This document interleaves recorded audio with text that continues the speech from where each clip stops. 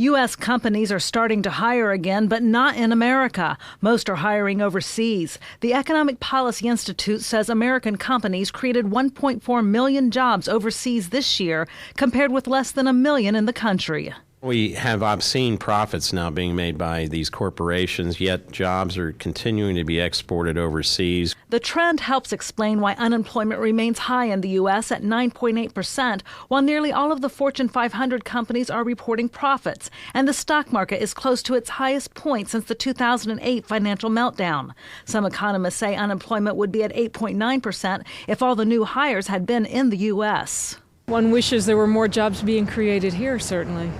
I think what it shows is that both this administration, the Obama administration, and its predecessor, the Bush administration, are more concerned about catering to the interests of the big corporations. Despite a strong holiday shopping season, Americans are still spending less, while the demand for products is growing in other countries.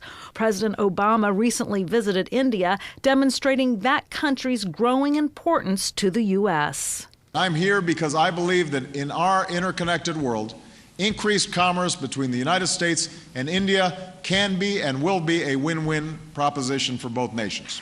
Obama says American exports abroad create more jobs here at home, but it's a difficult argument to make in India, where a vast network of call centers has made the country a symbol of outsourcing and U.S. companies sending American jobs overseas. American companies have been sending jobs overseas for 20 years, but now the jobs are becoming more sophisticated, and companies are finding top talent in emerging countries. Increasingly, especially in the high-tech area, we're seeing the export of these professional jobs. Lack of jobs are affecting Americans. Rosalind Block used to donate food when the economy was better, but for the first time, she is now receiving donations.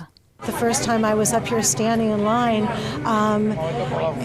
it was very strange. I felt very strange. Some experts say a big part of the problem is that the U.S. is falling in most global rankings for higher education, while other countries are rising. And unless that changes, the U.S. will have a difficult time competing in the near future. Rhonda Pence, Press TV, Washington.